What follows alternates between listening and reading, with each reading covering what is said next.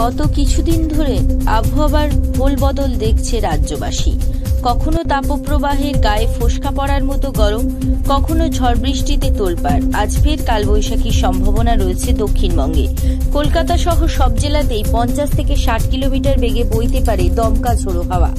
সন্ধ্যের পর ফের একবার কড়া নাড়তে পারে দুর্যোগ। আবহাওয়া দপ্তর সূত্রে খবর, দক্ষিণবঙ্গের বেশ কিছু জেলায় ভারী বৃষ্টির সম্ভাবনা।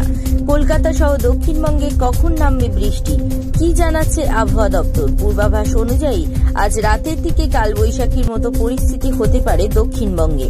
কলকাতা সহ দক্ষিণবঙ্গের সব জেলাতেই 50 থেকে 60 কিলোমিটার গতিবেগে দমকা ঝোড়ো হাওয়া বইবে, সাথে বজ্রবিদ্যুৎ সহ ভারী বৃষ্টির সম্ভাবনা রয়েছে জানিয়ে গতকালই সতর্কতা জারি করেছে আবহাওয়া দপ্তর। আজ কালবৈশাখীর পাশাপাশি রাতের দিকে বৃষ্টির সম্ভাবনা রয়েছে দক্ষিণবঙ্গে। কোথাও কোথাও ভারী বৃষ্টি চলবে।